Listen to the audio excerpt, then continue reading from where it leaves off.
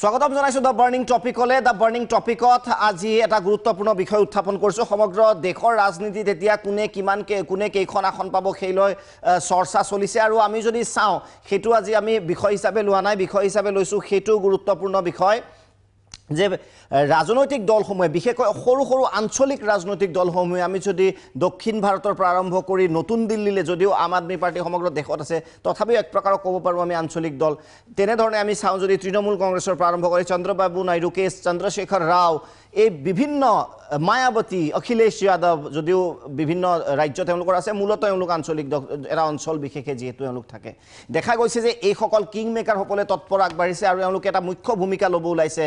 পৰৱৰ্তী চৰকাৰ গঠনত কিন্তু অসমৰ ক্ষেত্ৰত ব্যতিক্ৰমী ছবি দেখা গৈছে বিশেষকৈ অসম গণ পৰিষদৰ যিটো ভূমিকা বহুতে সমালোচনা কৰিছে ভূমিকাত যে অসম গণ পৰিষদে নিজস্বতাটো যিটো সেইটো বজাই ৰাখিব পৰা নাই আৰু এনেকুৱা এটা দলে অসমৰ আৰ্থ সামাজিক সামগ্ৰিক বিকাশৰ বাবে আসলতে কিমান মাত মাতিব পাৰিব দিল্লীত কাৰণ বিগ ব্ৰাদাৰৰ লগতে সদায় থাকিবলগীয়া হৈছে সেই এটা ডাঙৰ প্ৰশ্ন এই মুহূৰ্তৰ আৰু এই প্ৰশ্নটোৰ উত্তৰ আমি আজি লোৱাৰ চেষ্টা কৰিম দ্য বাৰ্ণিং টপিকত যে অসমত প্ৰকৃততে অসম গণ পৰিষদৰ বাহিৰে আন এটা নতুন আঞ্চলিক আকৌ কৈছোঁ আঞ্চলিক ৰাজনৈতিক দলৰ প্ৰয়োজন আছে নাই আৰু যদি আছে ই কেনেদৰে হ'ব আৰু কেনেকৈ আগবাঢ়িব এই ৰাজনৈতিক দল সেই সম্পৰ্কে আজি আমি যুক্তি প্ৰদৰ্শন কৰিব যুৱ প্ৰজন্মৰ একাংশ প্ৰতিনিধি আছে তেওঁলোকে কাৰণ আজিৰ পৰা 20 বছৰ পিছত অসমৰ ৰাজনীতি কি হ'ব এই সকলে নিৰ্ধাৰণ কৰিব গতিকে এওঁলোকৰ মন মস্তিষ্কত কি চলি আছে এই মুহূৰ্তত নতুন ৰাজনৈতিক বিকল্প সম্বন্ধে তেওঁলোকৰ পৰা জানিম ষ্টুডিঅ'ত অসম যুৱ পৰিষদৰ কাৰ্যকৰী সভাপতি জিতু বৰগোহাঁই উপস্থিত আছে স্বাগতম জনাইছোঁ জিতু বহুদিনৰ মূৰত টেলিভিশ্যনৰ ষ্টুডিঅ'ত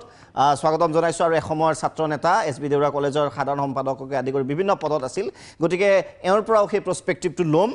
BRM আইন মহাবিদ্যালয়ৰ অনামিকা কলিতা আছে গতিকে আমি অনামিকাৰ পৰাও জানিম কটন বিশ্ববিদ্যালয়ৰ সুদৰ্শন আছে স্বাগতম জনাইছোঁ সুদৰ্শন গুৱাহাটী বিশ্ববিদ্যালয়ৰ মুন তালুকদাৰ আছে এজন ভাল তাৰ্কিক আৰু কটন বিশ্ববিদ্যালয়ৰ ত্ৰিদীপ ভাগৱতী আছে আৰু মৃন্ময় বৰুৱা যথেষ্ট সক্ৰিয় এজন ছাত্ৰ বিভিন্ন বিষয়ত মাত মাতি আহিছে মৃন্ময় স্বাগতম জনাইছোঁ প্ৰথমতে মই আৰম্ভ কৰিব বিচাৰিছোঁ এই গোটেই বিষয়টো ত্ৰিদীপ ভাগৱতী আপোনাৰ পৰা যে এতিয়া কুচকাৱাজ চলি আছে আৰু আমাৰ বুলি এইভাৱে কৈছোঁ অসম গণ পৰিষদ দলটো আপোন ভাৱ এটা থাকে বাবে কৈছোঁ যে আমাৰ সভাপতি আৰু উপসভাপতি এতিয়া ভাত খাবলৈ মানে ভোজমেলৰ বাবে গৈছে যিটো সময়ত চন্দ্ৰবাবু নাইডুৱে নেতৃত্ব বহন কৰিছে এক প্ৰকাৰৰ ত্ৰিদীপ ভাগৱতী নতুন ৰাজনৈতিক দল প্ৰয়োজন নেকি আঞ্চলিক ৰাজনৈতিক দলৰ কথালৈ আহিম তাৰপাছত তাৰ আগত মই অসম গণ পৰিষদৰ কথাখিনি কৈ লওঁ কথাটো এনেকুৱা ধৰণৰ অসম গণ পৰিষদে বিজেপিৰ লগত মিত্ৰতা কৰিছে মই দুটা দৃষ্টিৰে চাইছোঁ প্ৰথম দৃষ্টি অসম গণ পৰিষদ এটা ৰাজনৈতিক দল ভাৰতৰ বৰ্তমান ৰাজনৈতিক প্ৰেক্ষাপটত যি মূল্যবোধৰ অভাৱ হৈছে মূল্যবোধহীন ৰাজনীতিৰ এটা প্ৰভাৱ এটা আৰম্ভ হৈছে এটা পৰিৱেশ চলিছে তাৰ মাজত কোনো এটা দলে গৈ কোনো এটা দলৰ লগত মিত্ৰতা কৰাত একো আপত্তি নাই ঠিক সেইদৰে অসম গণ পৰিষদেও গৈ কালি বিজেপিৰ লগত কালি কংগ্ৰেছৰ লগত কাৰণ অসম গণ পৰিষদ এটা ৰাজনৈতিক দল যদি আমি ধৰি লওঁ তেতিয়া মিত্ৰতা কৰিব পাৰে হাৰিব পাৰে জিকিব পাৰে আমাৰ কোনো ক'বলগীয়া নাই দ্বিতীয় যিটো মোৰ প্ৰেক্ষাপট হ'ব এনেকুৱা ধৰণৰ অসম গণ পৰিষদ কেতিয়াবা এটা ৰাজনৈতিক দল নহয় অসম গণ পৰিষদে ৰাজনীতি কৰিছে অসমৰ আবেগক লৈ সেই যিটো আন্দোলনৰ কথা 855 জন মানুহৰ কথা তেওঁলোকে কৈ আমাৰ মনত সোমাই দিলে এটা বিহু কমিটিৰ নিচিনা বিহু কমিটিবিলাক যেনেকৈ চ'ত বহাগ জেঠ মাহত আবিৰ্ভাৱ ঘটে আমাৰ অসম গণ পৰিষদ দলটো নিৰ্বাচনৰ ঠিক আগে আবিৰ্ভাৱ ঘটিব তাৰপাছত পুনৰ গৈ একেখন কেছেট বজাই দিব আপোনালোকে 855 জন শ্বহীদৰ কথা মনত পেলাওক অসম চুক্তিৰ কথা মনত পেলাওক আমি ভোট দিম গৈ সেই যিটো আমাৰ ধাৰণা আছিল সেই ধাৰণাটো কিন্তু এইবাৰ মিত্ৰতাৰ পাছত মোৰ মনৰ পৰা গুচি গ'ল এতিয়া মোৰ দৃষ্টিত অসম গণ পৰিষদ বিজেপি কংগ্ৰেছ আৰু যিকেইটা ৰাজনৈতিক দল আছে এই ৰাজনৈতিক দলসমূহৰ নিচিনা এটা সামান্য ৰাজনৈতিক দল অসমীয়াৰ আবেগক লৈ তেওঁলোকক যে আমি অসমীয়াৰ আবেগখিনি আগুৱাই লৈ যোৱা বুলি ভাবোঁ সেই কথাটো মোৰ মনৰ পৰা গুচিল এক নম্বৰ কথা দুই নম্বৰ কথা আপুনি যিটো নতুন ৰাজনৈতিক দলৰ কথা কৈছে আমি যদি 2014 নিৰ্বাচনটো চাওঁ আমি দেখিবলৈ পাম যে ভাৰতীয় জাতীয় কংগ্ৰেছ আৰু সমদলে অহা বিজেপিৰ তিনি নম্বৰতে আছিল এটা আঞ্চলিক দল AIDMK এতিয়া AIDMK তেতিয়া 38খন আসন পাইছে 37খন আসন পাইছে মানে তামিলনাডুত আৰু এখন পাইছে পণ্ডিচেৰীত এতিয়া কথাটো এনেকুৱা ধৰণৰ এই বৰ্তমান ভাৰতৰ ৰাজনীতিৰ যিটো নিৰ্বাচন শেষ হৈ গ'ল এই নিৰ্বাচনটোত আপুনি যদি ভালকৈ লক্ষ্য কৰি দেখিব বিজেপিও কিন্তু অকলে তেওঁলোকে মোদী ভাৰ্চেছ অল কৰি আছে কিন্তু মোদীৰ পাছতো কিন্তু বহুকেইটা পাৰ্টি আছে য'ত ৰাজনৈতিক দলসমূহৰ আঞ্চলিক ৰাজনৈতিক দল আছে কংগ্ৰেছেও সেইদৰে মহাজোটবন্ধনৰ ধাৰণাটো আনি আঞ্চলিক ৰাজনীতি কৰিবলৈ বিচাৰিছে 2014 লৈ যদি আমি ঘূৰি যাওঁ তেতিয়া দেখিম 282খন আসন পাইছে বিজেপিয়ে কিন্তু 217খন আসন আঞ্চলিক দলকেইটাই মিলি পাইছে গতিকে আঞ্চলিক দলৰ যিটো শক্তি এই শক্তিটোক আমি নস্বাত কৰি দিব নোৱাৰো ঠিক সেইদৰে অসমৰ প্ৰেক্ষাপটৰ কথাটো এনেকুৱা ধৰণৰ অসমৰ কথা যদি আমি জ্ঞাননাথ বৰা অম্বিকাগিৰি ৰায়চৌধুৰীৰ পৰা আহি পৰাগ দাসলৈকে পাওঁ আমাক স্বাধীন আমাক শোষণ কৰাৰ কথা আমাক মাহীয়ে দৃষ্টিৰে চোৱাৰ কথা আৰু আমাক যে আমাৰ ৰাজনৈতিক সামাজিক অৰ্থনৈতিক সমগ্ৰ ব্যৱস্থাটো যিধৰণে শোষণ চলে তাৰ বিৰুদ্ধে আমাক এটা ৰাজনৈতিক কণ্ঠ লাগে আৰু এইকাৰণে আমাক কণ্ঠটো লাগে মধ্যপ্ৰদেশ বা উত্তৰ প্ৰদেশৰ কোনো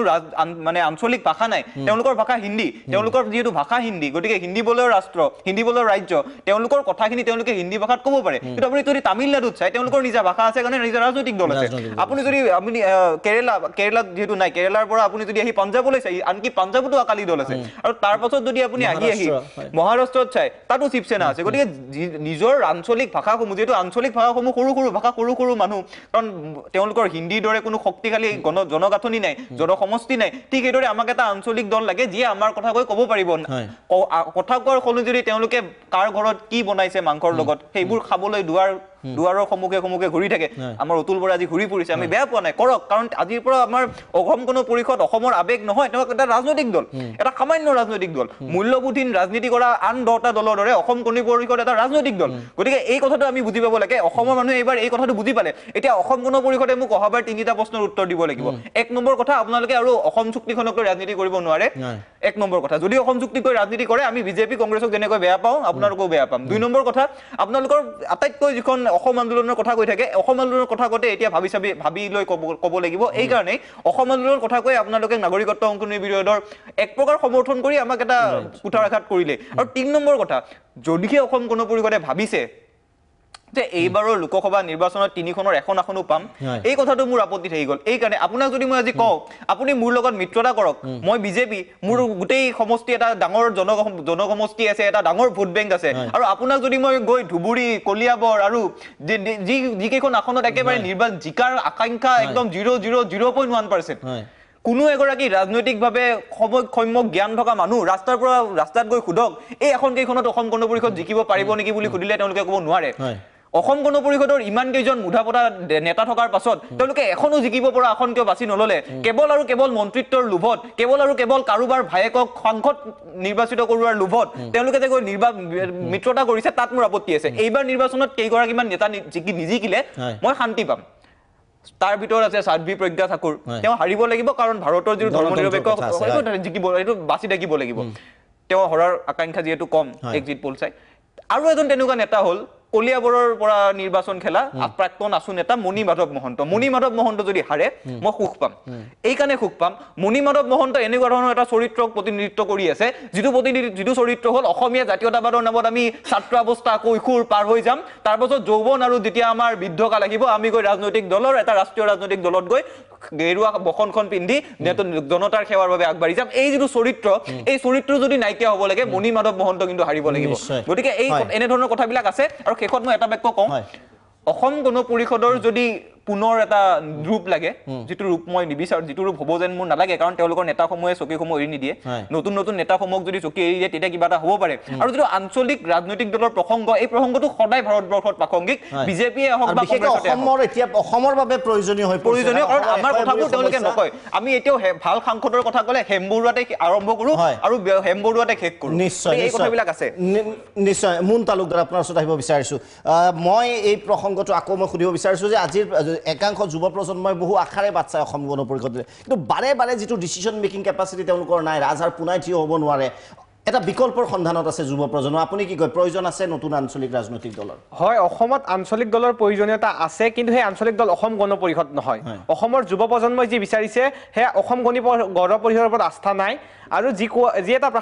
প্ৰসংগ আহি আছে যে সিটসমূহ এৰি দিলে যুৱ প্ৰজন্মই যাই নেতৃত্ব ল'ব কিন্তু সেয়া ভুল ধাৰণা অসম গণ পৰিষদত গৈ যুৱ প্ৰজন্মই নেতৃত্ব নলয় কাৰণ সেই দলটোত একাংশ ৰাজনৈতিক নেতাই মন্ত্ৰিত্ব লোভৰ স্বাৰ্থত দলটো লেতেৰা ৰাজনীতিলৈ পৰিণত কৰিছে সমান্তৰালভাৱে অসম গণ পৰিষদৰ লগত AIDF-ৰ কথা ক'ব লাগিব যেহেতু সমগ্ৰ অসমৰ আঞ্চলিকতাবাদৰ ভেটি শক্তিশালী কৰিবলৈ হ'লে AIDF-এ কেৱল মুছলমানক লৈ ৰাজনীতি কৰিছে কিন্তু যি নতুন ৰাজনৈতিক দল হ'ব সেই মুছলমানসকল নহয় কেৱল সকলোবোৰ জাতি জনগোষ্ঠীক একত্ৰিত কৰি এটা বৃহৎ আঞ্চলিকতাবাদীৰ ভাৱধাৰাৰে এখন আঞ্চলিক দলৰ চৰকাৰ গঠন কৰাৰ স্বাৰ্থত দল এটা গঠন হ'ব সমান্তৰালভাৱে BPF-কো আমি BPF-এ যিহেতু বড়োসকলক লৈ ৰাজনীতি কৰি আছে এই BPF-ৰ কথাটো কিন্তু সেই আঞ্চলিকতাবাদীৰ ভেটিত সোমাই পৰিব তেনেহ'লে বড়োসকলো আহিব ৰাভাসকলো আহিব কাৰ্বিসকলো আহিব আটাইবিলাকে একত্ৰিত হৈ এখন আঞ্চলিকতাবাদৰ দল গঠন কৰিব লাগিব কিন্তু এতিয়া প্ৰশ্ন হয় সেই দল গঠন কৰিবলৈ যাওঁতে আমাৰ বৌদ্ধিক সমাজ একত্ৰিত হ'ব পাৰিবনে নাই সমান্তৰালভাৱে যুৱ প্ৰজন্মৰ বি চিন্তা চৰ্চা আছে যি সমস্যা আছে সেই ৰাজনৈতিক দলটো প্ৰতিনিধিত্ব কৰিব পাৰিবনে নাই তাক লৈ চিন্তা চৰ্চা হ'ব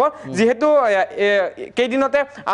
আঞ্চলিকতাবাদী সুৰক্ষা মঞ্চ গঠন হ'ল আৰু অহা 6 মাহৰ ভিতৰত নতুন আঞ্চলিক দলৰ প্ৰস্তাৱ ইতিমধ্যে ঘোষণা কৰিব তেনে ক্ষেত্ৰত আমি আহ্বান জনাইছো যুৱ প্ৰজন্ম হিচাপে সকলোবোৰৰ সমস্যা একত্ৰিত কৰি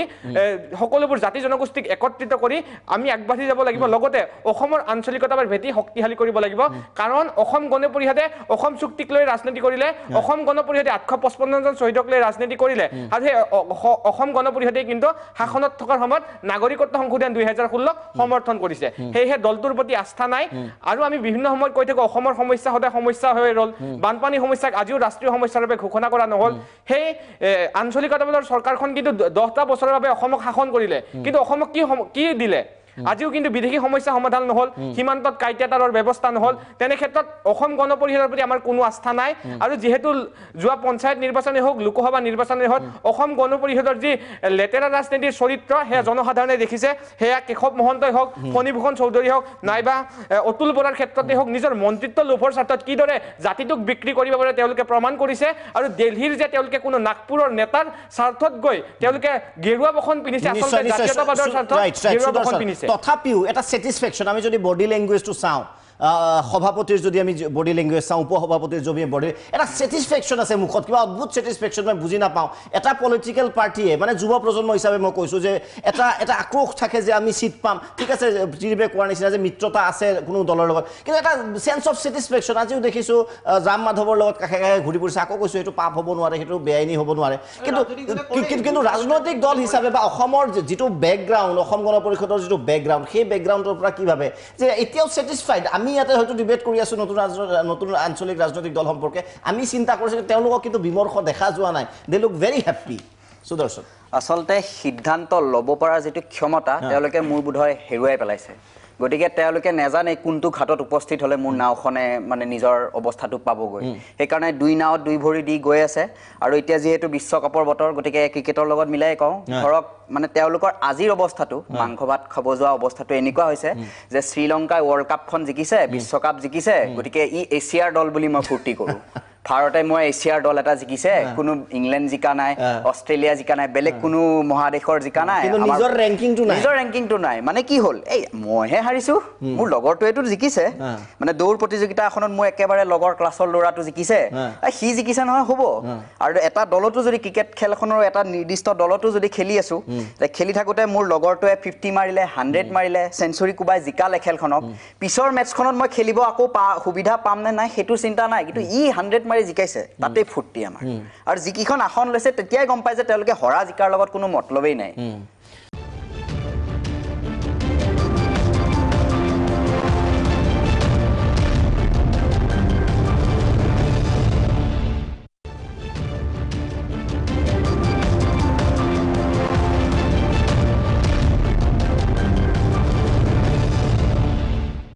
যিটো অভিযোগ যুৱ প্ৰজন্মৰ নিশ্চয় শুনিলে যে কিদৰে বিতুষ্ট হৈ পৰিছে এক প্ৰকাৰ আঞ্চলিক ৰাজনৈতিক দল হিচাপে অসম যুৱ পৰিষদৰ দৰে এটা যুৱ সংগঠন অসম গণ পৰিষদৰ ভাতৃ সংগঠন তাৰে কাৰ্যকৰী সভাপতি হিচাপে কি প্ৰতিক্ৰিয়া প্ৰথমেতো মোক অলপ সময় দিব লাগিব নিশ্চয় ৰাইট মই সকলোকে ধন্যবাদ জনাইছোঁ মোক ইয়ালৈ মতাৰ বাবে আৰু মোৰ ভাল লাগিছে কিয়নো নতুন প্ৰজন্মই অসম গণ পৰিষদৰ বিষয়ে চিন্তা কৰিবলৈ লৈছে আজি অসম গণ পৰিষদ দলে কি কৰিছে কি নাই কৰা নতুন প্ৰজন্মই সেইটো বুজিছে আজি অসম গণ পৰিষদ দলে কিবা ভুল কৰিছে তেওঁলোকে আঙুলিয়াই দিছে কথাখিনি আমিও এসময়ত পঢ়ি আহিছিলোঁ এসময়ত অসম গণ পৰিষদ দলৰ আমাৰো খুব আছিলে যেতিয়া আমি দললৈ আহিলোঁ দলত আহি যেতিয়া আজি দলত অহা মোৰ 10 বছৰ হ'ল এই দলটোত অহাৰ পিছত মই যেতিয়া গোটেই অভাৰঅল যেতিয়া বস্তুখিনি চালোঁ মই ভাবোঁ মই এনেকুৱা এটা আঞ্চলিক দলত আছোঁ এনেকুৱা এটা দলত আছোঁ তাৰ বাবে মই গৌৰৱ কৰোঁ মই এনেকুৱা এটা দলত আছোঁ যোনটো দলৰ তৃণমূল কৰ্মীয়ে খাবলৈ নাপায় কিন্তু খাবলৈ নোপোৱা সেই তৃণমূল কৰ্মীখিনিয়ে কিন্তু দলৰ কাৰণে যি 5 পইচা 10 পইচা 1 টকা 2 টকা খৰচ কৰি দলৰ সংগঠন কৰি আছে এতিয়াও প্ৰতিটো আঞ্চলিকত প্ৰতিটো শাখাত আৰু আপুনি সমান্তৰালভাৱে নতুন আঞ্চলিক দলৰ কথাটো কৈছে মই নতুন আঞ্চলিক দল যিকেইজনে খুলিব বিচাৰিছে তেওঁলোকক শুভেচ্ছা দিছোঁ কেৱল মাত্ৰ এচি ৰুমত বহি বা টকশ্বত নতুন নতুন আঞ্চলিক দল গঠন কৰিম এনেকুৱা আগে পিছে বহুত গঠন কৰিছে আগে পিছে আমি দেখিছোঁ সিদিনা 2016 নিৰ্বাচনৰ আগত অখিল গগৈ এটা আঞ্চলিক দল গঠন কৰিছিল আমি দেখিছোঁ এইবিলাক এনেকুৱা আঞ্চলিক দল বহুত গঠন হৈছে কেইজনমান মুষ্টিমীয় ক্ষমতালোভী ৰাজনীতিবিদ যিয়ে এইটো দলত নাপায় সেইটো দলত নাপায় তেওঁ নিজাকে এটা দল গঠন কৰিব বিচাৰে তেনেকুৱা ধৰণৰ নেতা কিছুমানে মই কথাটো কৈছোঁ গতিকে এতিয়া কেইজনমান ব্যক্তিয়ে অসমক ভাল পোৱা কেইজনমান ব্যক্তিয়ে আঞ্চলিকতাবাদক ভাল পোৱা জাতীয়তাবাদক ভাল পোৱা কেইজনমান ব্যক্তিয়ে লগ লাগি এটা আঞ্চলিক শক্তি খুলিব ওলাইছে নেকি মোক কোনোবা এজনে ক'লে আমাৰ তাৰ্কিক এজনে গতিকে তেওঁলোকলৈ শুভেচ্ছা থাকিল গতিকে কেৱল এচি ৰুমত বা টকশ্বত আঞ্চলিক দলটো শক্তিশালী নহয় তেওঁলোকৰ মই কৈ লওঁ কথাখিনি তোমালোকে উঠি অহা প্ৰজন্মৰ ল'ৰা গতিকে উঠি অহা প্ৰজন্মৰ ল'ৰাখিনিয়ে অন্ততঃ কথাখিনি জানিব লাগিব আজি মই যিটো দল কৰি আছোঁ এই দলটো মাটি ফুটি ওলোৱা দল নহয় মই কথাখিনি খোলা খুলিকৈ ক'ব লাগিব আজি মাটি ফুটি ওলোৱা দল নহয় এই দলটোৰ কাৰণে 855 জন শ্বহীদ হৈছে 855-60 জন শ্বহীদ হৈছে এই দলটো গঠন হৈছে এই দলটোৰ কাৰণে অসমীয়া জাতিয়ে নিজৰ গাঁঠিৰ ধন ভাঙি নিজে গাঁঠিৰ ধন ভাঙি এই দলটো গঠন কৰিছে হয় দলটোৰ কিছুমান ভুল হৈছে ভুল নোহোৱা নহয় মই নতুন প্ৰজন্মৰ এজন প্ৰতিনিধি হিচাপে মই ক'ব লাগিব যে দলটোৰ ভুল নোহোৱা নহয় ভুল হৈছে এতিয়া ভুল হৈছে এই ভুলটো শুধৰণি কোনে কৰিব কিন্তু প্ৰতিবাৰে নহয় এটা ক্ৰছ কোৱেশ্চন কৰিছে ভুল এই কথাটো আমি যেতিয়া 2014 যেতিয়া 16 যেতিয়া বিধানসভা নিৰ্বাচন হৈছিল সভাপতিয়ে কৈছিল অতুল বৰা ডাঙৰীয়াই যে আগতে যি ভুল হ'ল আমি নতুনকৈ আৰম্ভ কৰিম বাৰে বাৰে ভুল হ'ব বাৰে বাৰে ক্ষমা কৰি থাকিব আৰু টু সাম এক্সটেণ্ট অসমৰ ৰাইজে হয়তো ক্ষমাও কৰিছিল তেতিয়া বা এতিয়া চাওক আমাৰ অসম আন্দোলনৰ মূল ইছ্যুটোৱে আছিল বিদেশী খেদা সেই ইছ্যুটোৰ পৰা আজি চাওক আজি বাকীবোৰ উন্নয়নমূলক কাম বাকী ৰাস্তা বনোৱা পদূলি বনোৱা সেইটো চবেই আনকি UDF চৰকাৰ কৰিলেও সেইখিনি কৰিব আজি মূল ইছ্যুটোৰ পৰা যেতিয়া আমি ফালৰি কাটি আহিলোঁ মূল ইছ্যুটো যেতিয়া আমি সম্পূৰ্ণ কৰিব নোৱাৰিলোঁ তাৰ বাবে স্বাভাৱিকতে ৰাইজে সুবিধা হ'ব স্বাভাৱিকতে আজি যিজন নতুন প্ৰজন্মৰ BA ছেকেণ্ড ছেমৰ নেকি সেই তাৰ্কিকজনে আজি কথাটো ক'বলৈ সুবিধা পাইছে আজি তেওঁ অনুভৱ কৰিছে যে আজি তেওঁ কেলে ক'বলৈ পালে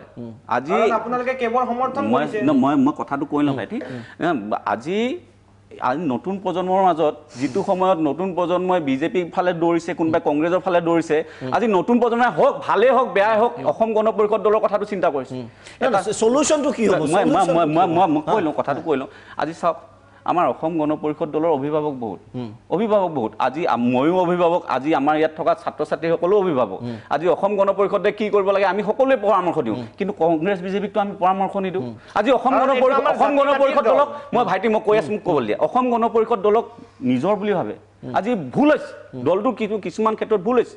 আজি ভুল হোৱাটো আমি শুধৰোৱাৰ দায়িত্ব আমাৰ এতিয়া বিজেপিৰ যিটো কাৰ্যকলাপ স্পষ্টভাৱে সমান্তৰালভাৱে আজি নাগৰিকত্ব সংশোধনীৰ কথাটো কৈ আছে নাগৰিকত্ব আমি আমাৰ ষ্টেণ্ডত ক্লিয়াৰ আছোঁ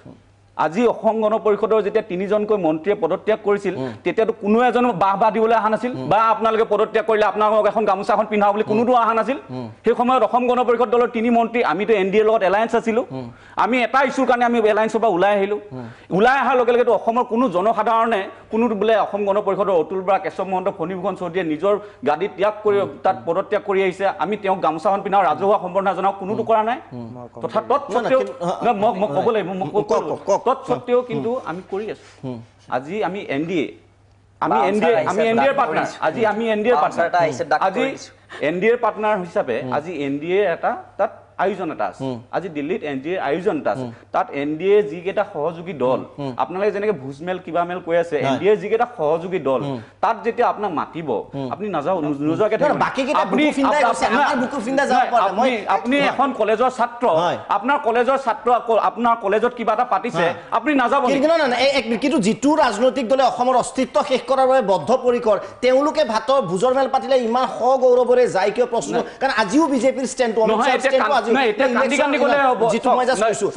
ইলেকশ্যনৰ আগতো সময়তো অমিত শ্বাহে কৈছে আমি কে বানিম সেইটো দলৰ লগত ভাত খাব যোৱাটো কি কথা আমিতো কেৱল বিৰোধিতা কৰিম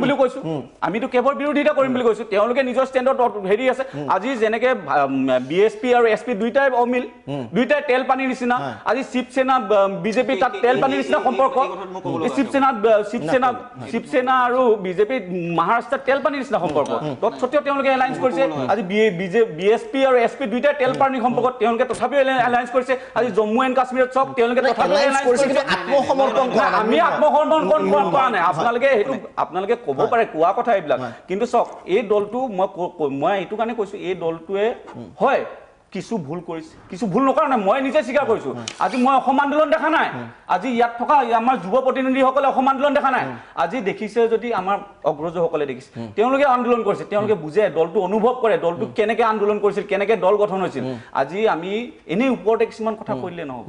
আজি হয় আজি দল এটা বুজাৰ পিছতো যে এইটো কৰিছে নহয় মৃন্ময় বহুত যথেষ্ট হ'লে মৃন্ময় কি ক'ব এই মুহূৰ্তত যে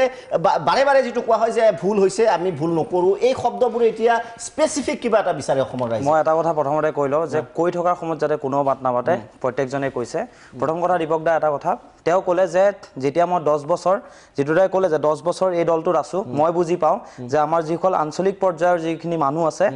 কেনেকৈ দলটোক আগুৱাই নিয়াৰ কাৰণে চেষ্টা কৰিছে তেওঁলোকে কৰিছে কাৰণে আজি দলটো দল হৈ যিমানখিনি আছে তিমানখিনি আছে কিন্তু এনেকুৱা ধৰণৰ মন্ত্ৰীৰ কাৰণে আজি কিন্তু দলটো প্ৰায় শেষ হৈ গৈছে আমাৰ যি সন্মান আছিল যি আবেগ আছিল দলটোক লৈ আজি কিন্তু নাইকিয়া হৈছে যিটো আপুনি বেয়া নাপাব কোৱাৰ কাৰণে কিন্তু মই জানো এইবাৰ যেতিয়া আমাৰ তেজপুৰ লোকসভা সমষ্টিত আপোনালোকৰ বিজেপিৰ লগত মিত্ৰতা কৰি যেতিয়া যিজন নেতাক আসলতে আপোনালোকে আগবঢ়াই দিলে ৰাইজৰ সেৱা কৰাবৰ কাৰণে তাক লৈ কিন্তু আপোনালোকৰ মানুহ অসন্তুষ্ট চতিয়া সমষ্টিৰ এজন মই যুৱক চতিয়া সমষ্টিত আপুনি সুধিব আপোনালোকৰ যিসকল অসম গণ পৰিষদৰ কৰ্মকৰ্তা আছে তেওঁলোকক সুধিব তেখেতসকল এই ক্ষেত্ৰত লৈ সুখী নেকি মই এইটো কথা ক'ব বিচাৰিছোঁ আপোনালোকে প্ৰেষ্টিজিয়াছ সমষ্টিটো ৰাখক নিশ্চয়কৈ আৰু এটা কিয়নো তাত আগতে চতিয়া সমষ্টি কেনেকুৱা ধৰণৰ আছিল সকলোৱে জানে দ্বিতীয় কথা এতিয়া কিয়নো আপুনি তেওঁ এটা কথা কৈছে যে যেতিয়া দল ত্যাগ কৰি আছিল তেতিয়া গামোচা পিন্ধাব লাগিছিল আপুনি এটা কথা পাহৰি গ'ল নহ'ব গুৱাহাটী ক্লাবতে হওক নাইবা আপুনি সামাজিক মাধ্যমক আপুনি আজি গামোচা পিন্ধাবৰ কাৰণে প্ৰত্যেকজনৰ সময় নহ'ব পাৰে কিন্তু সামাজিক মাধ্যমত ফেচবুকৰ নিচিনা সামাজিক মাধ্যমত যিসকল যুৱক আছে যুৱক যুৱতীসকলে ইমানকৈ আপোনালোকক শুভেচ্ছা দিছিলে সেই তিনিজন মন্ত্ৰীক শুভেচ্ছা দিছিল যে অসম গণ পৰিষদ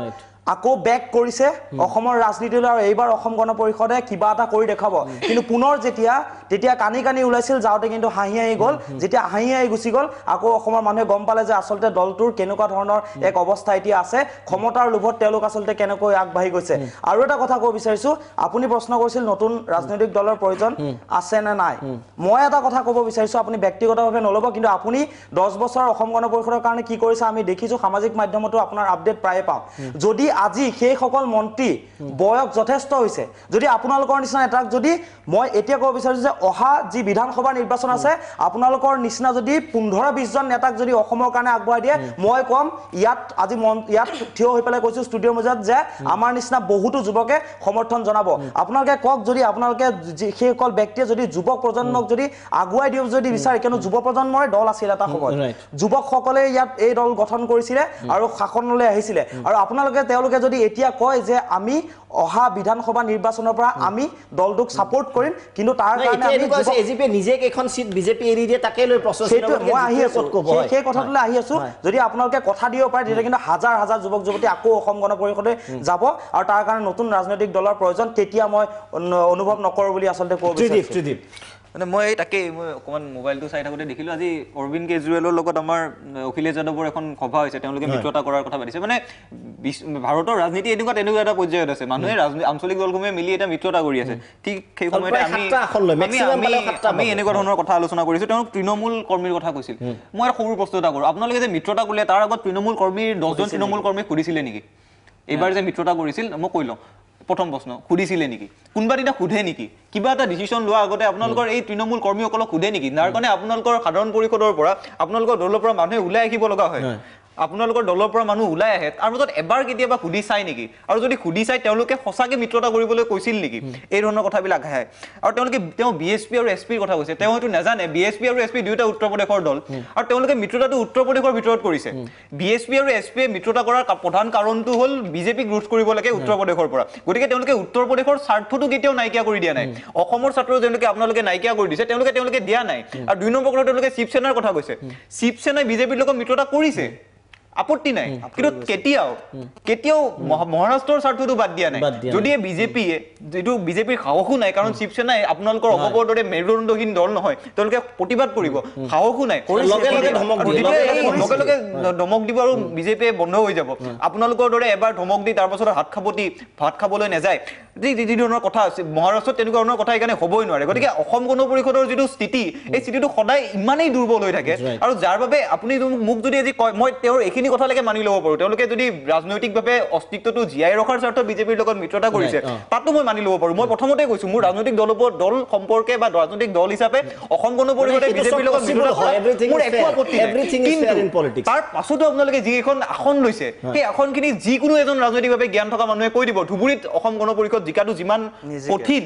বৰপেটাটো সিমান কঠিন কলিয়াবৰতো সিমান কঠিন তেওঁলোকে যদি গুৱাহাটীৰ আসনখন বিচাৰিলেহেঁতেন নাই বিচৰা চাগে বা বিচাৰিলেও দিয়া নাই চাগে তাৰ পাছতো যে মিত্ৰতা কৰিছে এই গোটেই কথাবিলাক কিন্তু প্ৰশ্নবোধক চিন এটা থাকে আৰু তেওঁলোকে কৈছে যে তেওঁলোকক আমি অভিবাদন জনোৱা নাছিলো তেওঁলোকে যদি এবাৰ সেইকেইদিন ফেচবুকটো আপুনি চাইছিল ফণীভূষণ চৌধুৰী যেতিয়া কান্দি কান্দি গৈছিল ইমান মানুহ হৈছে এই কথাবিলাক আছে আৰু অসমীয়া আৱেগটো কেতিয়াও এনেদৰে মানুহে সন্মান জনোৱা নাই বুলি কৈ ভুলুণ্ঠিত মানে কি অৱজ্ঞা কৰিব নালাগে আপোনালোকক বহুত সন্মান জনাইছো আপোনালোকৰ মানুহ মন্ত্ৰী হৈছে মুখ্যমন্ত্ৰী হৈছে আপোনালোকক এতিয়াও আমি মৰম কৰোঁ এতিয়াও এই যে আজি আলোচনাটো কৰিছো আৱেগ এটা আছে কাৰণে কৰিছো এতিয়াও যে বাৰে বাৰে মানে কপা আঙুলিৰে যেতিয়া এতিয়া বিজেপিক ভোট দিব গৈছো তেতিয়াও এবাৰ অতুল বৰাৰ মুখখন চাইছো প্ৰফুল্ল মহন্তৰ মুখখন তেতিয়াও মনত পৰিছে কপা হাতেৰে পদুমত টিপুতে এবাৰ তেতিয়াও মনত পেলাইছো প্ৰফুল্ল মহন্তক গতিকে এই আৱেগবোৰ আছে আৱেগবোৰক অৱজ্ঞা নকৰিব মানুহে অভিবাদন জনাব ভাল কাম কৰক অন্ততঃ ৰাজনৈতিক চৰিত্ৰটো যদি ৰাজনৈতিক অস্তিত্বটো যদি বজাই ৰাখিব লাগে তথাপি এটা সীমাৰ অতিক্ৰম কৰিব নালাগে যিটো ৰাজনৈতিকভাৱে হয়তো গ্ৰহণযোগ্য হ'ব পাৰে মূল্যবোধীন ৰাজনীতি গ্ৰহণযোগ্য হ'ব পাৰে কিন্তু এই যে আপুনিও ক'লে 855 জন শ্বহীদ মানুহ ইমান মানুহ মৰিল পংগু হ'ল আমি আন্দোলন কৰিলো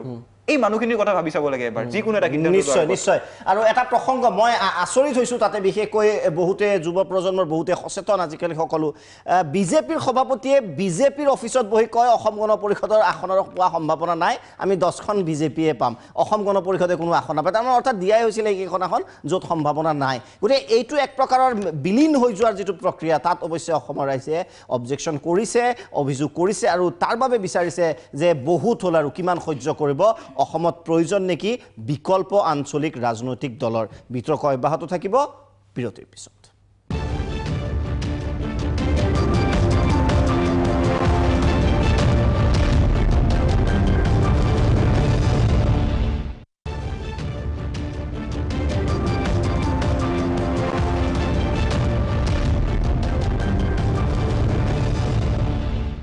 ৰাজনীতিৰ কথা যেহেতু চলি আছে নিৰ্বাচনৰ ফলাফল ইতিমধ্যে 23 মেত ঘোষণা কৰা হ'ব ভোটদান হৈ গ'ল কিন্তু ৰাজনীতি বা অসমৰ স্বাৰ্থটো 5 বছৰীয়া নহয় অসমৰ স্বাৰ্থটো 10 বছৰীয়া নহয় অসমৰ স্বাৰ্থটো 15 বা 20 বছৰীয়া নহয় অসমৰ স্বাৰ্থটো যুগ আৰু যুগান্তৰৰ প্ৰশ্ন আৰু সেয়েহে আমি আজি উত্থাপন কৰিছোঁ যে অসম গণ পৰিষদৰ শেহতীয়া যি কাৰ্যকলাপ আমি চাওঁ বিশেষকৈ মিত্ৰতাৰ পিছত যিদৰে এক প্ৰকাৰ অস্তিত্ব হোৱা যেন অসমৰ ৰাইজে অনুভৱ কৰিছে তেনে প্ৰেক্ষাপটত অসমৰ ভৱিষ্যতৰ বাবে মই আকৌ কৈছোঁ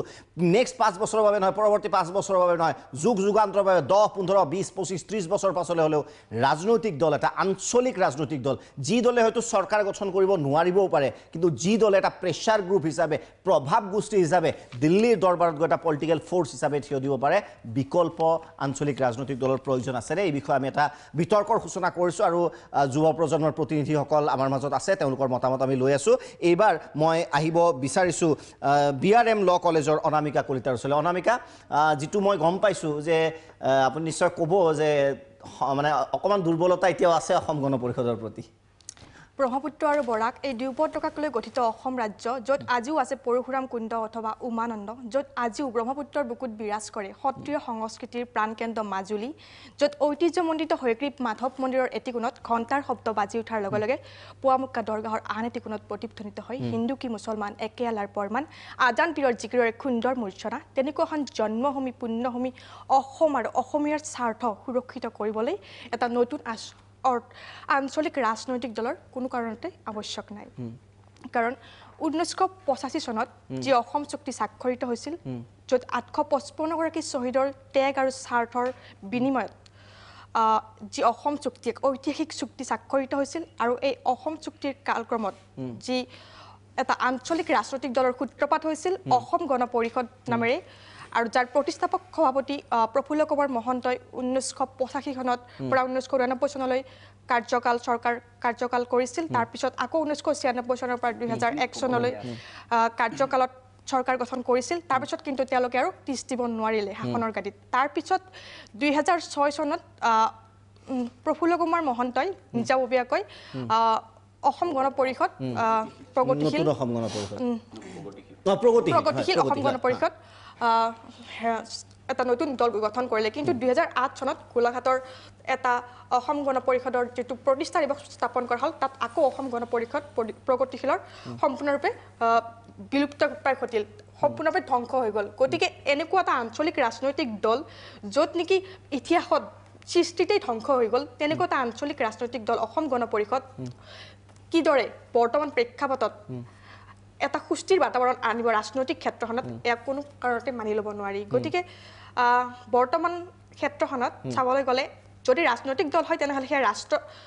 ৰাষ্ট্ৰীয় ৰাজনৈতিক দল হওক কাৰণ আমাৰ বৰ্তমানৰ ছাত্ৰ সমাজ ৰাষ্ট্ৰৰ ফালে ঢাল খাইছে বিশ্বমুখী হৈছে ৰাষ্ট্ৰমুখী হৈছে আঞ্চলিক দলৰ এতিয়া বিশেষ ঠাই ভাৱনাৰ স্থান নাই যিটো বহুত অভিযোগ আছে আকৌ মই ওচৰত আহিছোঁ অকণমান টাইম বেছিকৈ দিছোঁ ধন্যবাদ তাৰমানে আমাৰ আজি আক্ৰমণটো মোৰ ওপৰতে কথাটো মই কৈ লওঁ এতিয়া আমাৰ ভণ্টিগৰাকীয়ে কথাখিনি খুব সুন্দৰভাৱে কথাখিনি কৈছে আমাৰ অসম গণ পৰিষদৰ জন্মৰ কথা কৈছে তাই এইটো জনা ভাল যে অসমৰ নিচিনা সৰু এটা দলৰ অসমৰ নিচিনা সৰু এখন ৰাজ্যৰ বহুতো আঞ্চলিক সমস্যা আছে এতিয়া আমাৰ বহুকেইজন যুৱকে কৈছে আমাৰ বানপানী গৰাখহনীয়া অসম চুক্তি বিভিন্ন সমস্যা আছে গতিকে এই সমস্যাসমূহ সমাধান কৰিবলৈ সদায় এটা আঞ্চলিক দলৰ প্ৰয়োজন আৰু ঠিক তেনেধৰণে এই আঞ্চলিক দলবিলাক যেতিয়াই শক্তিশালী হ'ব তেতিয়াই এটা অঞ্চলৰ উন্নয়ন হ'ব তেতিয়াই এখন ৰাজ্যৰ উন্নয়ন হ'ব আজি আপুনি চাব আপুনি কিছু সময় আগতে ক'লে যে বিজেপিয়ে আমাক বিজেপিৰ সভাপতিয়ে 10খন আসন পাব এইটো তেওঁৰ মন্তব্য এইটো আমি তেওঁৰ মন্তব্য ৰিয়েকশ্যনটো আপুনি ইয়াত দিছে কিন্তু উত্তম বৰা ডাঙৰীয়াই দিয়া নাই প্ৰব্লেমটো তাতে মোৰ প্ৰব্লেমটো তাতে আপুনি ক'ব সাহস কৰিছে তেওঁৰ দলীয় মন্তব্য কিন্তু উত্তম বৰা ডাঙৰীয়াই ক'ব সাহস মই এতিয়া সেইকাৰণে কথাটো কওঁ এইটো তেওঁৰ মন্তব্য 1985 চনৰ পৰা আজিৰ দিনটোলৈকে অসম গণ পৰিষদৰ যি কেইজন সাংসদ গৈছে সদায় কিন্তু সিংহৰ দৰে গৰজি আছিল আজি কোনোবাই ক'ব পাৰে যে আমি আজি কোনো ক'ব নোৱাৰে আজি ইয়াত থকা কোনো এজনে ক'ব নোৱাৰে সেই এটা কথা স্বীকাৰ কৰিব লাগিব যে অসম গণ পৰিষদৰ যি কেইজন সাংসদ এতিয়ালৈকে গ'ল সেই শেহতীয়াকৈ কুমাৰ দীপক দাস আৰু বীৰেন্দ্ৰ প্ৰসাদ বৈশ্যলৈকে দীনেশ গোস্বামীৰ পৰা আদি কৰি নগেন শইকীয়া ছাৰৰ পৰা আদি কৰি এতিয়া শেহতীয়াভাৱে বীৰেন্দ্ৰ প্ৰসাদ বৈশ্যলৈকে সদায় কিন্তু এই কেইজন সাংসদে অসম গণ পৰিষদৰ সাংসদসকলে কিন্তু সদায় অসমৰ স্বাৰ্থত কিন্তু বলিষ্ঠভাৱে মাত মাতি আহিছে এই কিন্তু তেতিয়া প্ৰয়োজন এনেকুৱা ডিবেট আমি কৰা নাছিলোঁ নতুন ৰাজনৈতিক দল লাগে নাই সেইটো কাৰণে কৈছো যে কাইলৈ পৰহিলে ৰিজাল্ট দিব পৰহিলে আপোনালোকক ক'লো যে অসমৰ ৰাইজে অসম গণ পৰিষদ দলৰ অন্ততঃ দুজন সাংসদ ইয়াৰ পৰা অসমৰ ৰাইজে পঠিয়াব কাৰণ অসমৰ ৰাইজে জানে বিজেপিয়ে ভ্যালু নকৰে বিজেপিয়ে ভ্যালু কিয় আৰু আপোনালোকে ৰিয়েক্ট নকৰে প্ৰব্লেমটো তাত মই বিজেপি নহয় মই অসম গণ মই গতিকে চাওক না আজিকালিতো আহা যোৱা খুব হৈ থাকে অসমৰ ৰাইজে জানে যে বিজেপিৰ সাংসদসকলৰ যিকেইজন সাংসদ যায় তেওঁলোকৰ ওপৰত নিৰ্দেশনা থাকে তেওঁলোকে বাধ্যবাধকতা থাকে কিবা ক'বলৈ নক'বলৈ কিবা কিন্তু অসম গণ পৰিষদ দল অসমৰ মাটিত জন্ম হোৱা এটা আঞ্চলিক দল অসমৰ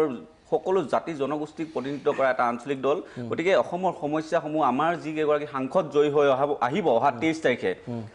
মই আপোনালোক এটা কথা নিশ্চিত কৈ দিছোঁ যে আমাৰ সাংসদ অহা 23 তাৰিখে আমি অসম গণ পৰিষদত অসমৰ ৰাইজে উপহাৰ দিব সাংসদ আৰু সেই সাংসদে সংসদৰ মজিয়াত অসমৰ প্ৰতিটো সমস্যা প্ৰতিটো দুৰ্যোগ প্ৰতিটো আমাৰ যিবোৰ দুৰ্যোগ আহে প্ৰতিটো দুৰ্যোগৰ সময়ত আমাৰ সাংসদগৰাকীয়ে বলিষ্ঠভাৱে থিয় হৈ আমাৰ অসমৰ হৈ মাত মাতিব এইটো কথা আপোনালোকক মই নিশ্চিতি দিলোঁ আৰু ইতিমধ্যে বহুত কথা কৈছে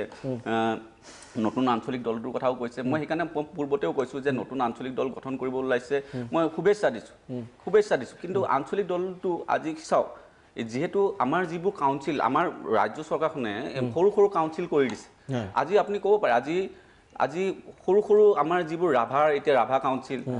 টিৱা কাউন্সিল বড়োলেণ্ডত BPF আছে ঠিক তেনেকৈ সকলো কাউন্সিলবিলাকে নিজৰ অধিকাৰ সাব্যস্ত কৰিবৰ কাৰণে নিজে সৰুকৈ নিজাকে আঞ্চলিক শক্তিসমূহ খুলি লৈছে আজি অসম গণ পৰিষদ দল কেৱল মাত্ৰ শইকীয়া বৰা এইকেইজনক প্ৰতিনিধিত্ব কৰা নাই অসম গণ পৰিষদ দলে অসমৰ সমগ্ৰ জাতি জনগোষ্ঠী ধৰ্মাৱলম্বী লোকক প্ৰতিনিধিত্ব কৰিছে গতিকে অসম গণ পৰিষদ দলৰ কিবা ভুল হৈছে মই মানি লৈছোঁ ভুল আপুনি যোনটো কৈছে কাৰণ আমি মূল ইছ্যুটোৰ পৰা যেতিয়া আমি ফালৰি কাটিছোঁ মই অথনিও কৈছোঁ যে উন্নয়নৰ কাম চবেই কৰিব আজি ইউডিএফেও যদি শাসন লয় ইউডিএফেও কৰিব আমাৰ যোনটো মূল ইছ্যু আছিল আজি যে নতুন প্ৰজন্মই আমাক আঙুলিয়াব পৰা হ'ল নতুন প্ৰজন্মই অসম গণ পৰিষদ দলৰ যে এইটো ভুল কাম কৰিছে আঙুলিয়াই দিব পৰা হ'ল আমাৰ যে মূল ইছ্যু যি বিদেশী খেদাৰ যি মূল ইছ্যু সেই মূল ইছ্যুটোৰ পৰা যেতিয়া আমি ফালৰি কাটি আহিছোঁ অসমৰ ৰাইজে ক'ৰবাত নহয় ক'ৰবাত নিশ্চয় যেন আমি তেওঁলোকক প্ৰতাৰণা কৰিছোঁ সেই কথাটো অনুভৱ কৰিছে যাৰ কাৰণে নতুন প্ৰজন্মই এতিয়া বুজিছে আজি ভাল লাগিছে আজি নতুন প্ৰজন্ম কটনৰ হওক BRM ল কলেজৰ হওক ইউনিভাৰ্চিটিৰ হওক সকলো প্ৰজন্মৰ সকলো শিক্ষানুষ্ঠানৰ প্ৰায় সংখ্যক শিক্ষিত প্ৰায় সংখ্যক যোনে জানে প্ৰায় সংখ্যক জনা ল'ৰাখিনি আজি আপোনাৰ এই টক শ্ব'টোত আহিছে তাৰ বাবে মই আপোনাক ধন্যবাদ দিছোঁ আৰু মই ভাবোঁ আজি এই টক শ্ব'ৰ জৰিয়তে নতুন প্ৰজন্মৰ মাজত এটা বাৰ্তা যাওক যে আমাৰ যিটো আঞ্চলিক দল নতুন আঞ্চলিক দলৰ কথা কোৱা নাই মই আমাৰ যিটো আঞ্চলিক দল যিটো দল আমাৰ মা দেউতাহঁতে গঢ়ি থৈ যোৱা এই দলটোক আমি পুনৰবাৰ শক্তিশালী কৰিব পাৰোঁ নেকি দিব বিচাৰিছোঁ AGPক যে এই চালেৰে চলিলে এওঁলোক একেবাৰে অসন্তুষ্ট হ'ব আপোনালোকৰ বাৰ্তাটো ঠিক আছে আমিও এইটোৱে বাৰ্তা দিব বিচাৰিছোঁ হয় যে এওঁলোক অসন্তুষ্ট এতিয়া মানে অলপমান দেৰি আগতে ক'লে যে যিটো ব্যক্তিগতভাৱে খুব ভাল লগা কথাখিনিও ভাল কৈছে সেইটো একাষৰীয়া কৰি হয় সেইটোৱে মানে ক'লে হাজোত এফালে হৰিধ্বনি বাজে এফালে পুৱামক্কাৰ শব্দ আহে কেইদিনমান আগতে মই হাজোত গৈছিলোঁ প্ৰজেক্ট এটাৰ কামত তাত যে পিতলৰ আমাৰ যে উদ্যোগটো আছে তাত মানুহগৰাকীয়ে মেক্সিমাম তাতে মুছলমান জাতীয় তেনেকুৱা মানুহে থাকেতো পিতলৰ কাম কৰা মানুহজনক মই তেওঁৰ দৰমহা সুধোতে তেওঁ কৈছে ৰাতিপুৱা 5 বজাৰ পৰা যদি আবেলি 5 বজালৈ কাম কৰোঁ তেতিয়া মই দিনটোত 300 টকা পাওঁ সেইটো আমাৰ জাতীয় সমস্যা নহয় নেকি কেৱল বাংলাদেশীক খেদিম স্বদেশীখিনিৰ আপুনি যদি ভূমিৰ স্বাৰ্থ নিদিয়ে আপুনি খাদ্য সুৰক্ষা নিদিয়ে আপুনি বিদেশীক খেদি কি কৰিব যদি স্বদেশতে একো নাথাকে দ্বিতীয় কথা বাহ হয়তো অসমৰ বাহিৰে আন ক'তো ঠাইত ইমান বাহ উৎপন্ন নহয় আমাৰ যি জলবায়ু ইমান বাহ দিয়ে সেই বাহৰ পৰা উৎপন্ন হয় কাগজ কল এটা সেই সামান্য টকাত বিক্ৰী যাব ধৰিছে কাগজ কলটো উদ্ধাৰ কৰাত সেই কাগজ কলৰ কৰ্মচাৰীখিনিক উদ্ধাৰ কৰা তেওঁলোকৰ জীৱন ৰক্ষা কৰাত সেয়া আমাৰ জাতীয় সমস্যা নহয় নেকি তৃতীয় কথা এই যে যিটো গণতান্ত্ৰিক ভাৱধাৰা যে 370 গুচাই দিম অমুক কৰি দিম ইয়াতে থাকিয়ে মই ইয়াত অসমত আহিয়ে কম যে মই নাগৰিকত্ব সংশোধনী বিধেয়ক আহিম আৰু কেইদিনমান আগতে শৰণাৰ্থীক চৰ্ত সাপেক্ষেও মুক্তি দিয়া হৈছে তেনেবোৰ কথাৰ পিছতো এষাৰো মাত মতা নাই অসম গণ পৰিষদৰ এষাৰো মাত যোৱা নাই যে এইটো কাম ভাল হোৱা নাই আমি এটা কিবা কৰিম পোন প্ৰথমে ক'লে আমি কিন্তু ওলাই আহিল আকৌ সোমাই গ'ল এইটো কেনেকুৱা সোনকালে বেকআপ কৰিলে ইমান সোনকালে বেকআপ কৰা সেই কথাটোত মোৰ বহুত বেছি আপত্তি আছে তাৰপিছত তেওঁ ক'লে তৃণমূল পৰ্যায়ৰ কথা আপুনি বেয়া নাপাব কিন্তু হয়তো অসম যুৱ পৰিষদ বুলিও যে কিবা এটা বস্তু আছে আজি হয়তো বহুত মানুহে গম পাইছে ইয়াৰ আগতে গম নাপায় আপুনি ছাত্ৰ ৰাজনীতিত চাওক কটন বিশ্ববিদ্যালয়ত চাওক গুৱাহাটী বিশ্ববিদ্যালয়ত চাওক গুৱাহাটী কলেজত চাওক অসম যুৱ পৰিষদ বুলি যে কিবা এটা বস্তু আছে কিবা এটা অস্তিত্ব আছে তাতকৈ চাগে বাওপন্থী মানুহক সাধাৰণতে বেয়া পায় তাতকৈ SFI যিটো দল তাৰে অলপমান বেছি অৱস্থিতি আছে তৃণমূল পৰ্যায়ৰ অৱস্থা এই ধৰণৰ কিন্তু তেওঁ যিটো ক'লে যে আমাৰ হাতত পুঁজি নাই মানে যিটো আমি মূল ভাবিছোঁ তেওঁলোক যোৱাৰ কাৰণ যে আমাৰ পুঁজি নাই কাৰণ নিৰ্বাচনী ব্যয় বহুত আনকি ইমান নিৰ্বাচনী ব্যয় যে হেলিকপ্টাৰত অনা বাকচটো একেবাৰে যিয়ে পৰ্যবেক্ষণ কৰে তেওঁক চাকৰিৰ পৰা অব্যাহতি দি দিয়া হয় গতিকে তেনে পৰ্যায়ত নিৰ্বাচনী ব্যয় বহুত কিন্তু অসমীয়াৰ আৱেগ আটাইতকৈ বেছি এটো পৃথিৱীৰ ভিতৰতে আটাইতকৈ আৱেগ জাতি আছে তেতিয়াহ'লে সেই আৱেগ থকা জাতিটো হৈছে অসমীয়া আৰু অসমীয়া হয়তো নিজৰ একেবাৰে শেষৰ টকাটো দি হ'লেও অসম গণ পৰিষদক সহায় কৰি আমি যদি কানাই কুমাৰৰ হাতত এইবাৰ পইচা নাছিল কানাই কুমাৰে কিন্তু ক্ৰাউড ফাণ্ডিং কৰি ইলেকশ্যন খেলিলে কানাই কুমাৰ হাৰি যাব পাৰে একো আপত্তি নাই হাৰক কিন্তু খেলিলে ইলেকশ্যন এই পুঁজি নথকা কথাটো সিংহৰ দৰে নেতাই ক'লে যে এইটো মই নেখেলো ইলেকশ্যন চিট সলনি কৰি দিয়ক পুঁজিৰ কথাটো পুঁজি নোহোৱাকৈ নিৰ্বাচন খেলিব নোৱাৰি এইটো এটা একদম অসমীয়াৰ যিমানে আৱেগ নাথাকক এইটো এটা মানে অপ্ৰিয় সত্য কথা যে পুঁজি যাৰ হাতত নাথাকে তেওঁ ইলেকশ্যন খেলিব নোৱাৰে আৰু ৰাজনৈতিক দলসমূহেও তেনেধৰণৰ মানুহকে টিকট দি আহে কিন্তু কথাটো হ'ল যদি ইচ্ছা থাকে তেতিয়া খেলিব পাৰি সেইটো কথা কানাই কুমাৰে প্ৰমাণ কৰিলে আমি ভাল পাব পাৰোঁ কানাই কুমাৰক বেয়া পাব পাৰোঁ কিন্তু প্ৰমাণ কৰি দিছিল গতিকে অগপৰ যদি এই যুক্তিটো আহে এই যুক্তিটো মই মানি ল'ব নোৱাৰোঁ এতিয়া তাৰ পাছত এই মই অকণমান আগতে যেতিয়া আমি চাই আছিলোঁ টুইটাৰটো তেতিয়া মই দেখিবলৈ পালোঁ আজি কালি আমাৰ চিকে নাইডুৱে গৈ বিভিন্ন ধৰণৰ ৰাজনৈতিক দলক লগ কৰিছে মানে যদি বিজেপিয়ে ভবা ধৰণে এক্সিট পলে যিমান চিট দেখাইছে এক্সিট পলত বিজেপিক যিমান চিট দেখায় সদায় তাতকৈ কম পায় কাৰণ বিজেপিৰ ভোটাৰবিলাক সদায় চহৰীয়া হয় তেওঁলোকে এক্সিট পলৰ সময়ত স্পষ্টভাৱে কৈ দিয়ে কংগ্ৰেছৰ ভোটাৰে নকয় গতিকে 30-32 এইটো 99ৰ পৰা যদি আমি চাওঁ এক্সিট পলতকৈ কম চিট পায় যদিও কম পায় তেতিয়া এটা থাৰ্ড ফ্ৰণ্ট এটা ফেডাৰেল ফ্ৰণ্ট এটা যদি হোৱাৰ আকাংক্ষা এটা আহে মই এই অগপৰ আমাৰ প্ৰতিনিধিগৰাকীক সুধিব বিচাৰিছোঁ যুৱ পৰিষদৰ তেতিয়া অসম গণ পৰিষদে কিবা কাৰণত তেওঁ যদি ভাবিছে যে দুখন চিট জিকিব মই মানে মোৰ মতেতো জিকিব নালাগে কিন্তু তথাপি কৈছোঁ যদি জিকে আমাৰে ভাল লাগিব যদি জিকে এনেকুৱা এটা সম্ভাৱনা আহিব পাৰে নেকি তেওঁলোকে কৈ চিকেন এডুৰ লগত লগ লাগিব একমাত্ৰ নাগৰিকত্ব সংশোধনী বিধেয়কখনৰ ছাত্ৰ তেওঁলোকৰ এতিয়াও সেই ইচ্ছাটো আছে নেকি তেওঁলোকৰ এতিয়াও সেই আঞ্চলিক বিজেপিৰ লগত মিত্ৰতা মানে বিজেপিৰ তলতীয়া দল নহয় ডেফিনেটলি তেওঁলোকে ভয় নাখাব পাৰে কিন্তু আমাক গুৰুত্ব দিবলৈ বাধ্য বিজেপিৰ পৰা যদি চিকেন এডু ওলাই আহিব পাৰে চিকেন এডুৱে যদি নৰেন্দ্ৰ মোদীক লগ কৰি ওলাই আহিম বুলি ক'ব পাৰে আৰু এটা কথা আপুনি বিশ্বাস কৰক বিজেপিৰ লগত যদি থাকে গোটেইকেইটা আঞ্চলিক দল কিন্তু ধ্বংস হৈ গৈছে আপুনি যদি এবাৰ পিডিপিলৈকে চাই পিডিপিক কিন্তু বিজেপিয়ে গোটেই ইমেজটো ধ্বংস কৰি আহিলে গতিকে বিজেপিৰ আটাইতকৈ ডাঙৰ লক্ষণটো এইটো তেওঁলোকে আঞ্চলিক দলসমূহক নিজৰ লগত ৰাখে আৰু যেতিয়া একেবাৰে কাম কৰিব নোৱাৰা অৱস্থা হৈ যায় তেতিয়া তেওঁলোকক ওলাই দিয়ে এই কথাটো নিশ্চয় বিৰোধী সমস্যা এটা বিৰোধীৰ পিছত উভতি আহিম এই সমগ্ৰ মুহূৰ্তত ডাঙৰ প্ৰশ্ন যে নাগৰিকত্ব স্বাৰ্থৰ বাবে সংশোধনী বিধেয়কৰ বিৰোধিতাৰ স্বাৰ্থতে যে এণ্টি বিজেপি যদি গভৰ্ণমেণ্ট ফৰ্ম কৰিব পাৰে অসম গণ পৰিষদে তাত যাবলৈ সাহস কৰিবনে নাই ডাঙৰ প্ৰশ্ন বিৰতিৰ পিছত উভতি আহিম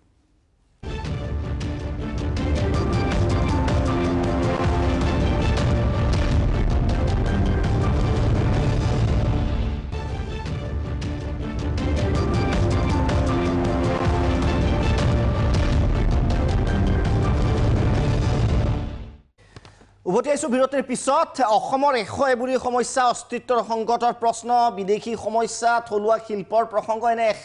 এবুৰি সমস্যাত অসম ভাৰাক্ৰান্ত আৰু স্বাধীনতাৰ পিছৰে পৰা নতুন দিল্লীয়ে কোনো ধৰণৰ গুৰুত্ব দিয়া নাই অসমৰ এই সমস্যাসমূহ আৰু ভৱিষ্যতেও নিদিয়ে এক প্ৰকাৰৰ নিশ্চিত ঠিক তেনে প্ৰেক্ষাপটত অসম গণ পৰিষদৰ পৰা বহু আশা কৰিছিল অসমৰ ৰাইজে যে অসমৰ সমস্যাসমূহ বলিষ্ঠভাৱে তেওঁলোকে উত্থাপন কৰিব আৰু সমাধান কেৱল উত্থাপন কৰিয়েই নাথাকে সেইবোৰ সমাধানৰ পথ বিচাৰিব লাগিব কিন্তু শেহতীয়া কৰ্মকাণ্ডই দেখা গৈছে যে বিজেপিৰ কথা মতে যেন উঠা বহা যেন নহয় বিজেপিৰ কথা মতে উঠা বহা কৰিছে অসম গণ পৰিষদে গতিকে একাংশই নতুন চিন্তাৰ উদ্ৰেক কৰিছে যে অসমত নতুন আঞ্চলিক ৰাজনৈতিক দলৰ প্ৰয়োজন আছে নেকি সেই বিষয়ে আমি আজি বিতৰ্ক কৰিছোঁ যুৱ প্ৰজন্মৰ ফালৰ পৰা মৃন্ময় আপোনাৰ ওচৰত আহিব বিচাৰিছোঁ মই এইকণতে এটা কথা ক'ব লাগিব যে যিটোৰাই কৈছিলে যে আমাৰ যি মূল উদ্দেশ্য আছিল বিদেশী খেদা আজি বিদেশী খেদাও বুলি যদি কৰিলেহেঁতেন কামখিনি আজি 2019লৈকে এই সমস্যাটো সমস্যা হৈ নাথাকিলহেঁতেন আৰু দ্বিতীয় কথা বিদেশী খেদাৰ পৰা যদি অলপ ফালৰি কাটি আহিব বিচাৰোঁ যিদৰে তেওঁ কৈছিলে যে 300 টকা হাজিৰাৰ কথা অৰ্থনৈতিক দিশটোক আমি চাবই লাগিব কোনো এটি দলে অসমৰ ক্ষেত্ৰত এতিয়ালৈকে কোনো এটি দলে অৰ্থনৈতিক দিশটো উন্নয়নৰ বাবে কোনো ধৰণৰ কাম কৰা নাই আজি এবাৰ যেতিয়া বাজেট ঘোষণা কৰা হৈছিলে বাজেটৰ সময়ত ষ্টাৰ্টআপৰ কথা কৈছিলে বিজেপি চৰকাৰখনে তেওঁলোকে মানুহক কেনেকৈ বুজাব আজি পেপাৰে পত্ৰ ওলাই গ'ল ষ্টাৰ্টআপৰ ওপৰত গুৰুত্ব দিবলৈ লৈছে যুৱ প্ৰজন্ম যিসকলে শিক্ষিত তেওঁলোকে বুজিব কিন্তু এনেকুৱাটো মানুহ আছে তেওঁলোকে খেতিৰ ওপৰত কিমানখিনি বিকাশ কৰাৰ কথা কৈছে আজি বহুত আঁচনি আছে দীপক দা আপুনি মানে আমি যেতিয়া গাঁৱৰ ভিতৰ সময়ত তেতিয়া গম পাওঁ যে বহুতে গমেই নাপায় আজি যেতিয়া APSCৰ কাৰণে আমি লাগি আছো তেতিয়া আমি পঢ়িব লাগে আঁচনি ইমান বেছি আছে যে মানুহখিনিয়ে গম পাব লাগিব গম পাবৰ কাৰণে কিবা এটাটো ষ্টেপ ল'ব লাগিব তেওঁলোকে আঁচনি দিছে আঁচনিৰ নামত আজি মই অগপ বিজেপিৰ কথাৰ পৰা অলপ আঁতৰি পেলাই কৈছোঁ যে এই ক্ষেত্ৰত আৰু যদি অসম গণ পৰিষদৰ কথাই ক'ব বিচাৰিছোঁ বা যিসমূহ অন্য আঞ্চলিক দল আছে তেওঁলোকে যদি নিজৰ অঞ্চলসমূহত যদি বা আজি BPMৰ কথা ক'ব বিচাৰিছোঁ বড়োলেণ্ডৰ ক্ষেত্ৰতে হওক নাইবা অসম গণ পৰিষদৰ সমগ্ৰ অসমৰ ক্ষেত্ৰতে হওক যদি তেওঁলোকে গুৰুত্ব দিলেহেঁতেন যে আমাৰ প্ৰাথমিক সমস্যাসমূহ কি যে কৃষিক যদি আমি সম্পূৰ্ণ ৰূপত অৱহেলা কৰোঁ কিয়নো কৃষি ক্ষেত্ৰৰ ওপৰতে আমাৰ অসমখন নিৰ্ভৰশীল বুলি ক'ব পাৰি এতিয়াও 60-70% লোক তাৰ ওপৰত নিৰ্ভৰশীল গতিকে সেইসমূহ সমস্যা কেতিয়ালৈকে আজিলৈকে কেতিয়াও গুৰুত্ব আৰোপ কৰা নাই সদায় এটাই এজেণ্ডা বনাইছে পলিটিকেল এজেণ্ডা যে বিদেশী খেদাব লাগে বানপানীৰ সমস্যা সমাধান কৰিব লাগে যিটো এতিয়ালৈকে আচলতে মই যিহেতু যুৱ পৰিষদৰ ব্যক্তিজন আছে তেওঁক মই ক'ব খুজিছোঁ যে অসম গণ পৰিষদৰ প্ৰতি আমাৰো আৱেগ আছিলে আমিও শ্ৰদ্ধা কৰিছিলোঁ কিন্তু আমি যে কৈছে তেওঁ কংগ্ৰেছক কিয় প্ৰশ্ন কৰা নাই বিজেপিক কিয় প্ৰশ্ন কৰা নাই অগপক কৰিছোঁ অগপক কৰাৰ কাৰণ এয়াই কাৰণ অগপৰ কাৰণে কিন্তু আমাৰ প্ৰজন্মৰ আপোনালোকৰ প্ৰজন্মৰ আগৰ প্ৰজন্মৰ দুটাকৈ শিক্ষাবৰ্ষ ত্যাগ কৰিছিলে সমান্তৰালভাৱে অসম আন্দোলন হৈছে 855 শ্বহীদ গৈছে মৃত্যুবৰণ হৈছিলে কিন্তু এতিয়া প্ৰশ্ন হ'ল যে এই গোটেইখিনি কথাক লৈ বাৰে বাৰে ৰাজনীতি কৰি থাকিব নেকি অসম গণ পৰিষদে আৰু অসম গণ পৰিষদে তেওঁ কৈছে যে অসম গণ পৰিষদৰ কাৰণে তেওঁ গৌৰৱ অনুভৱ কৰে কিন্তু মোৰ প্ৰশ্নটো হ'ল আমিও গৌৰৱ অনুভৱ কৰিলো অসম গণ পৰিষদৰ কাৰণে যদি অসম গণ পৰিষদে আজিৰ তাৰিখত নাগৰিকত্ব সংশোধনী 2016ক বিৰোধিতা কৰিলে হয় কিন্তু যিখনে যি আঞ্চলিকতাবাদী চৰকাৰে জাতি মাটিৰ ভেটিৰ কথা কয় বিদেশী বহিষ্কাৰ কৰিম বুলি কয় আৰু তেওঁলোকে কিন্তু নাগৰিকত্ব সংশোধনীক সমৰ্থন কৰে এগৰাকী যেহেতু আঞ্চলিকতাবাদক সমৰ্থন কৰা অগপ সমৰ্থন কৰা তেওঁ ক'লে যে মাজুলীৰ কথা ক'লে হাজোৰ কথা ক'লে দুৰ্ভাগ্যৰ কথা এয়া আজি মাজুলী সমষ্টিটো বিজেপিৰ হাতত হাজো সমষ্টি বিজেপিৰ হাতত আমি বিচাৰো যে এই সময়ত আঞ্চলিক দলসমূহে চৰকাৰ গঠন কৰক আজি তেওঁলোকে 2খন আসনত সীমাবদ্ধ হৈছে আমি নিবিচাৰো অসম গণ পৰিষদে 14খন আসনত কিয় প্ৰাৰ্থিত্ব আগবঢ়াব নোৱাৰে অসম গণ পৰিষদে 126টা সমষ্টিত কিয় প্ৰতিনিধিত্ব কৰিব নোৱাৰে জিকে হাৰে পিছৰ কথা কিন্তু জনসাধাৰণৰ যি সমৰ্থন সেই সমৰ্থনত যাতে তেওঁলোকে যদি বিৰোধী দলত থাকিও যি চৰকাৰে হওক কংগ্ৰেছ হওক বা বিজেপি হওক যদি তেওঁলোকে সবলভাৱে বিৰোধিতা কৰি অসমৰ জনসাধাৰণৰ স্বাৰ্থত অসমৰ উন্নয়নৰ বাবে বিৰোধী আসনত থাকিও সদন উত্তপ্ত কৰিব পাৰে অসমৰ সমস্যাসমূহ দাঙি ধৰিব পাৰে অসমৰ জ্বলন্ত সমস্যা সমাধান কৰাৰ ক্ষেত্ৰত প্ৰস্তাৱ উত্থাপন কৰিব পাৰে তেনেহ'লে অসম গণ পৰিষদক আমি সমৰ্থন কৰিম কিন্তু ইমান দিনে অসম গণ পৰিষদে যি ৰূপ দেখালে আমি তাক লৈ অতিষ্ঠ হৈছো আৰু অসম গণ পৰিষদৰ আহিছে অসম গণ পৰিষদ গৈছে অসম গণ পৰিষদ অসম গণ পৰিষদ মায়াবী জীৱ মানে আহিছে গৈছে মায়াবী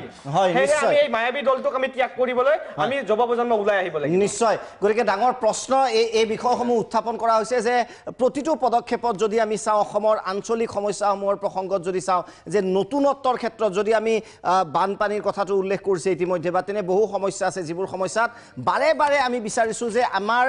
অসম গণ পৰিষদ বা আঞ্চলিক দলে সিংহৰ দৰে গৰজি উঠক দলত যে চৰকাৰ থাকিব লাগিব মন্ত্ৰিত্ব হ'ব লাগিব তেনে কোনো প্ৰশ্ন নাই বিৰোধীত থাকি এজনে বিধায়ক হওকচোন মিত্ৰতা নকৰাকৈ আৰু সেই বিধায়কে কপাই থাকক দিল্লী দিছপুৰ তাৰে বিচাৰি অসমৰ ৰাইজে বিৰতিৰ পিছত উভতি আহিম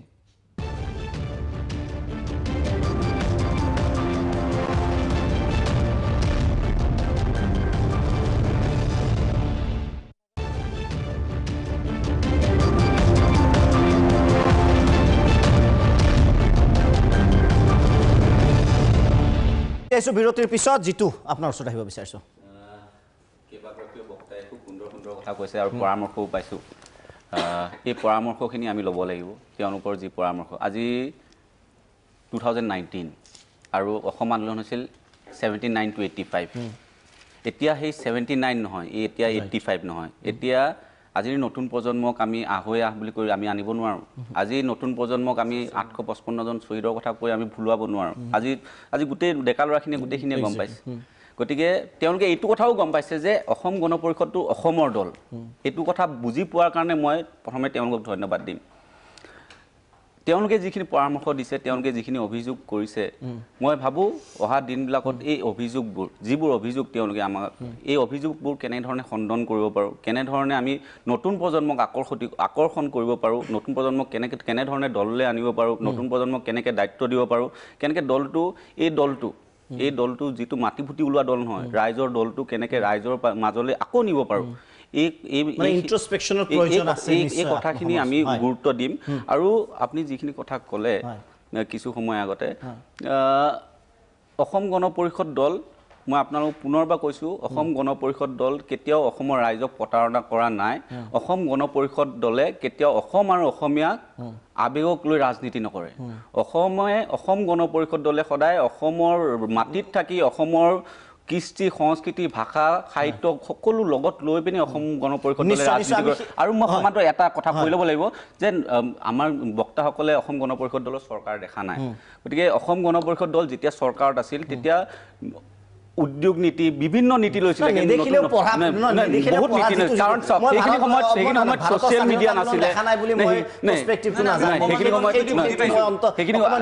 অসম আন্দোলনৰ কথা কিতাপতো নাই ক'তো নাই গতিকে আমি জানো কাৰণে আমি কথাখিনি নিশ্চয় কিতাপ লিখিব লাগে তেনেহ'লে বিৰতিৰ পিছত উভতি আহিম আমি যদি কিবা অকথিত তেনে কাহিনী আছে বিৰতিৰ পিছত উভতি আহিম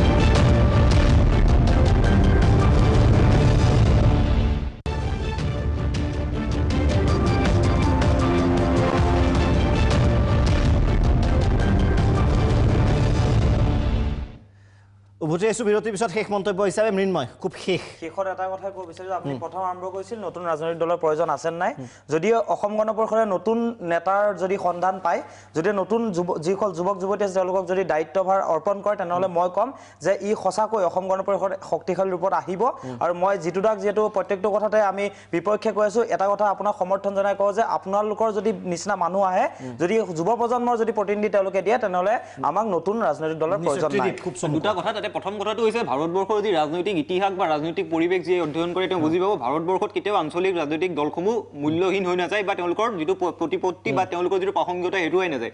এই কথাটো সমৰ্থন কৰি আমি ক'ব পাৰোঁ অসমৰ ক্ষেত্ৰতো আৰু হেৰুৱাই যাব নোৱাৰে কাৰণ অসমৰ ক্ষেত্ৰত সদায় আমাৰ কেন্দ্ৰৰ মাহিয়ে যিটো আছে আমাক শোষণ সদায় কৰিয়ে আছে অৰ্থনৈতিক সামাজিক ৰাজনৈতিকভাৱে সম্পূৰ্ণ দিশত আমাক শোষণ চলি আছে গতিকে এতিয়া আমাক যিহেতু এটা কণ্ঠ লাগে দিল্লী দৰবাৰত যে গৰ্জি উঠিব পাৰিব হেমবুৰৰ দৰে তেওঁক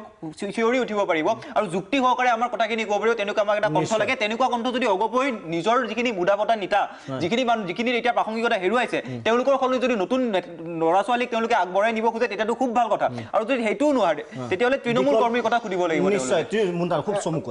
বৰ্তমান সময়ত এজিপিৰ অৱস্থা AIDF-তকৈ বেয়া BPF-তকৈ বেয়া যদি এজিপিয়ে AIDF আৰু BPF-ক লৈ একেলগে আগবাঢ়ি যাব পাৰে কোনো ধৰ্মৰ ভিত্তিত নহয় AIDF-এ যে মুছলমানক লৈ ৰাজনীতি কৰিছে BPF-এ বড়োক লৈ কৰিছে যদি এজিপি দলে অসমৰ জাতি জনগোষ্ঠীক লৈ একত্ৰিত হৈ যদি নতুন ৰূপত গঠন কৰিব পাৰে তেতিয়াহ'লে অসমৰ মানুহৰ আস্থা ঘূৰাই পাব কিন্তু সেয়া সম্ভৱ নহয় 2021ত অসম গণ পৰিষদ সম্পূৰ্ণৰূপে নিঃশেষ হৈ যাব সেয়া বিজেপিৰ চক্ৰান্তত আৰু অসম গণ পৰিষদে দুৰ্ভাগ্যৰ কথা যি ৰিজাল্ট দিব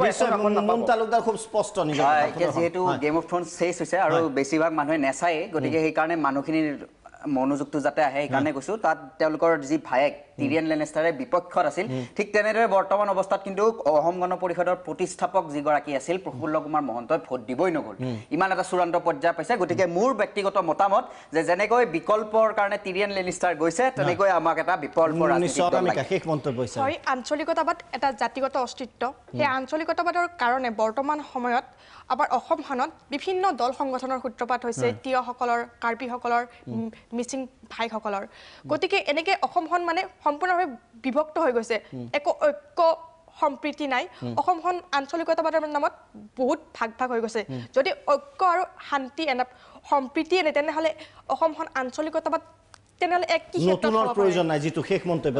নতুন প্ৰজন্মৰ প্ৰতিনিধিসকলে যথেষ্ট পৰামৰ্শ দিছে এই পৰামৰ্শখিনি আমি ফলপ্ৰসূ কৰিবৰ কাৰণে যৎপূৰ্ণাস্তিক চেষ্টা কৰিম আৰু তেওঁলোকৰ যি পৰামৰ্শ আৰু অসম গণ পৰিষদ দলক নতুন প্ৰজন্মক কেনেকৈ আকৰ্ষিত কৰিব পাৰি তাৰ সেইটো আমি